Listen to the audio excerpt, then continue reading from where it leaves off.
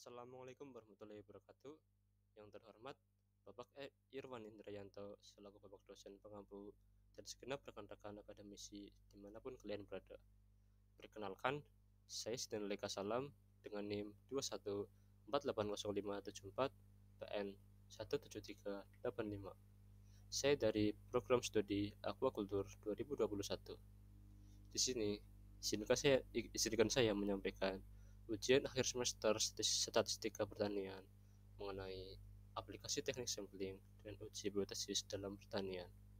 Saya akan membahas penelitian dari Yana Nur Ahmad dengan judul Pengaruh Pendidikan dan Latihan Diklat dan Kompetensi terhadap Kinerja Karyawan pada PT Pupuk Kujang Cikampek.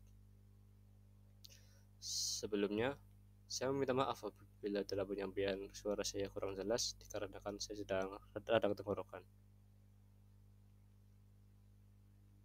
Apa saja yang dibahas dalam penelitian yang dirujuk? Yang pertama yaitu ada tujuan penelitian, yang kedua jenis dan sumber data serta alasan pengumpulan data, yang ketiga teknik sampling yang digunakan dalam penelitian, yang keempat uji hipotesis yang dilakukan, bagaimana H0 dan H1 didefinisikan dan bagaimana hasil hipotesisnya. Yang kelima, kesimpulan dari penelitian.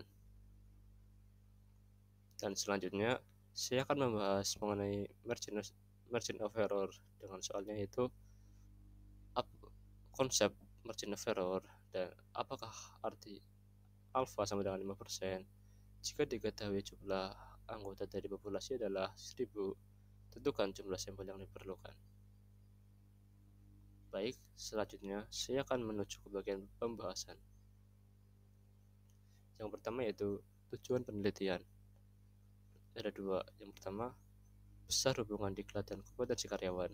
Yang kedua, mengkaji dan menganalisis besaran pengaruh pelaksanaan diklat dan kompetensi karyawan secara parsial dan simultan terhadap kinerja karyawan. Sumber data yang digunakan dalam penelitian ini adalah data primer dan data sekunder. Data primer adalah data yang diperoleh dengan cara wawancara, kuesioner, dan observasi lapangan. Sedangkan data sekunder adalah data yang diperoleh dari dokumen dan data perusahaan PT Pupuk Kujang Cikampek. Jenis data yang digunakan berdasarkan sifatnya yaitu data kualitatif. Data kualitatif adalah data deskriptif atau data yang tidak berbentuk angka. Biasanya dinyatakan dalam bentuk verbal, simbol, atau gambar. Data kualitatif dapat diperoleh melalui wawancara, kuesioner, observasi, dan lain sebagainya. Dalam penelitian kali ini, data kualitatif didapatkan melalui uji validasi internal kuesioner. Kemudian, alasan dari pengumpulan data yaitu untuk mengetahui apakah variabel seperti kompetisi, pendidikan, dan pelatihan memiliki pengaruh dalam kualitas kinerja karyawan di PT Pupuk Kujang Cikampek.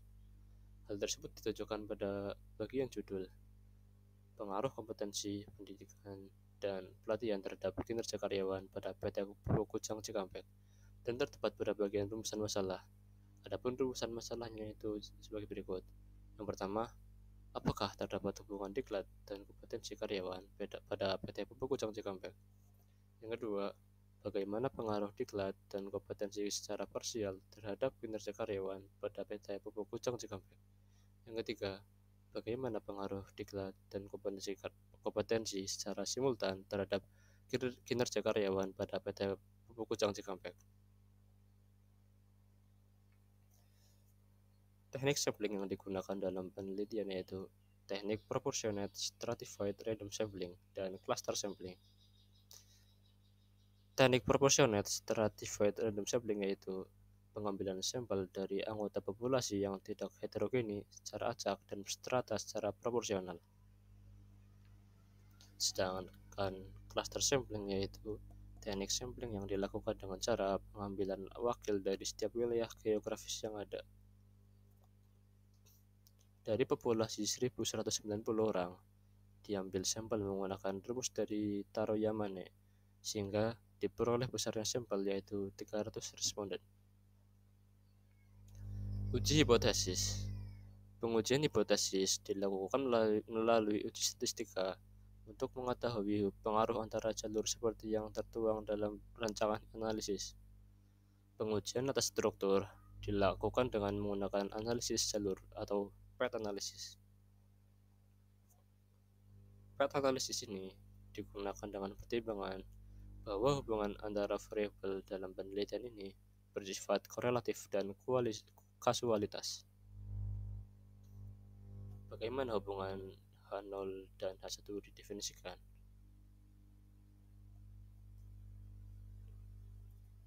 Pertama, definisi dari H0. H0 menyatakan tidak adanya pengaruh variabel X terhadap variabel Y. Nilai H0 yaitu 0,05 kurang dari nilai Z. Sedangkan definisi H1 yaitu 1 menyatakan adanya pengaruh variabel X terhadap variabel Y. Nilai H1 yaitu 0,05 lebih dari nilai Z. Hasil uji hipotesis menyatakan bahwa diklat X1 berpengaruh signifikan terhadap kinerja karyawan dengan kriteria uji nilai signifikan 0,000 kurang dari alfa 0,05. Artinya H0 ditolak. Hal ini dapat dijelaskan bahwa diklat mempunyai nilai signifikansi atau bermakna terhadap pencapaian kinerja karyawan. Kompetensi karyawan X2 berpengaruh signifikan terhadap kinerja karyawan dengan kriteria nilai signifikan 0,000 kurang dari alfa 0,05. Artinya H0 ditolak. Hal ini menunjukkan bahwa kompetensi karyawan mempunyai nilai signifikansi atau bermakna terhadap pencapaian kinerja karyawan. Diklat X1 dan kompetensi karyawan X2 berpengaruh signifikan terhadap kinerja karyawan. Diperoleh nilai signifikansi 0,000 kurang dari alfa 0,05. Hal ini berarti bahwa secara simultan terdapat pengaruh yang signifikan dari variabel bebas terhadap variabel tidak bebas. Artinya, diklat dan kompetensi karyawan mempunyai nilai signifikansi dan bermanfaat terhadap pencapaian kinerja karyawan. Uji F. Uji F adalah pengujian untuk mengetahui pengaruh secara serempak antar variabel terikat. Hasil dari uji F menyatakan bahwa total pengaruh diklat X1 dan kompetensi karyawan X2 terhadap kinerja karyawan sebesar 0,507 atau sebesar 50,7%. Berdasarkan hasil penelitian ini menunjukkan bahwa diklat dan kompetensi karyawan memiliki kontribusi terhadap kinerja karyawan sebesar 50,7%. Sedangkan sisanya 0,493 atau sebesar 49,3% merupakan pengaruh kontribusi variabel lain yang tidak diteliti. Uji T. Uji T dilakukan untuk mengetahui pengaruh secara parsial variabel bebas terhadap variabel terikat.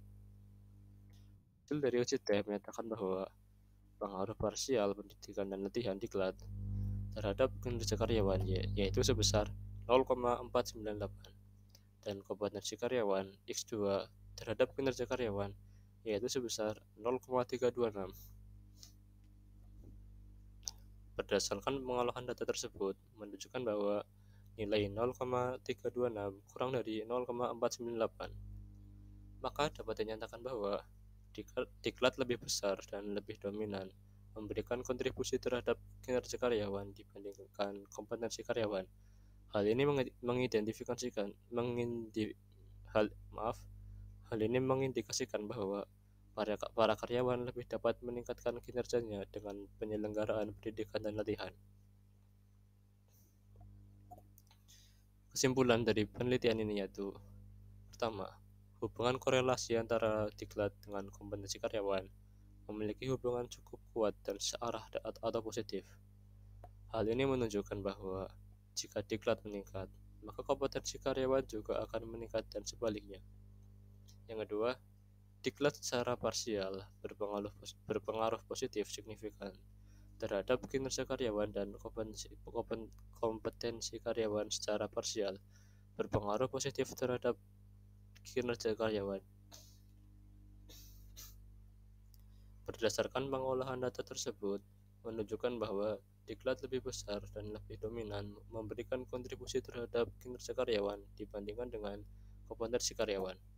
Yang ketiga, diklat dan kompetensi karyawan secara simultan berpengaruh positif signifikan terhadap kinerja karyawan.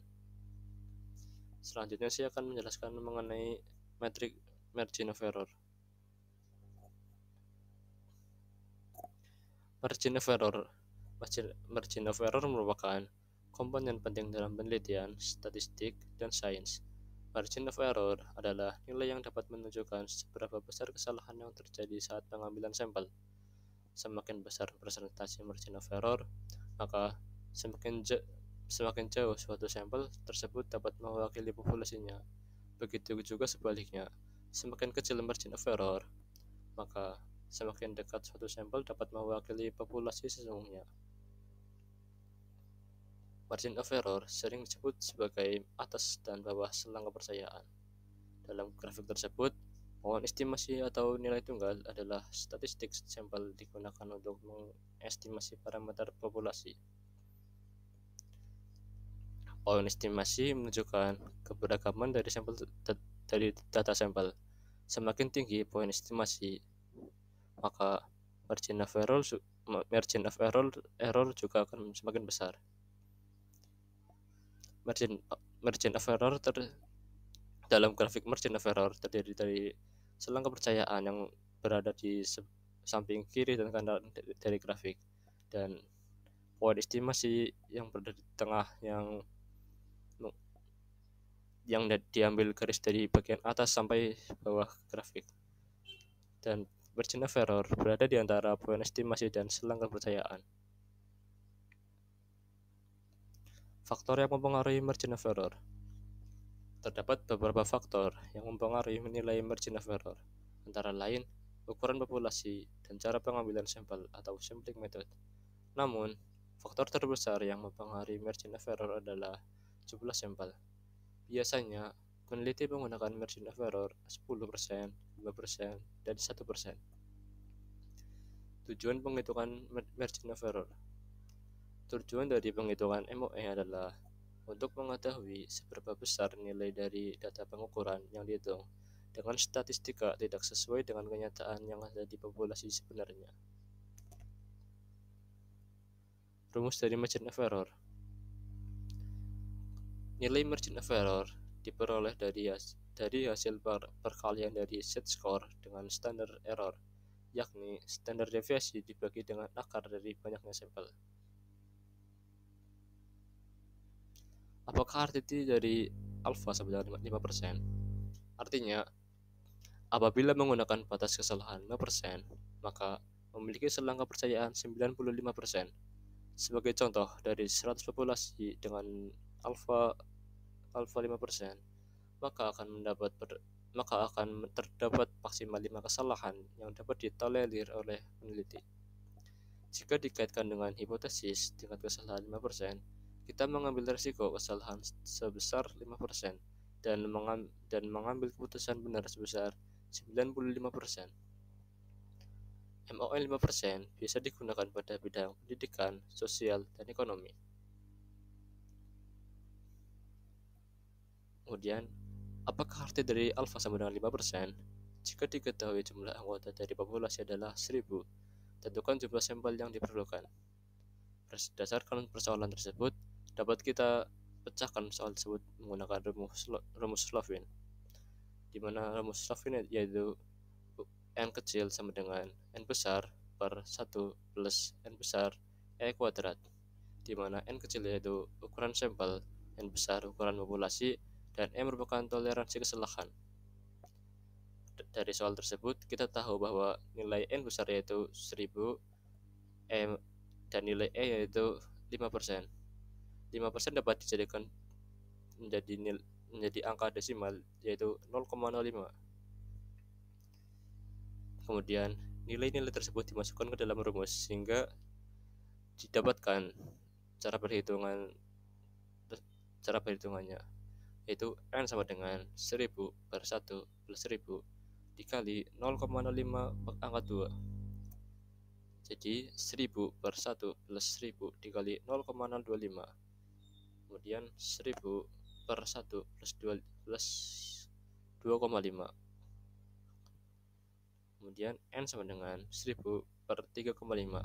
Hasilnya yaitu 285,714. Dikarenakan populasi merupakan anggotanya orang-orang, sehingga angka tersebut dibulatkan sehingga nilainya menjadi 286.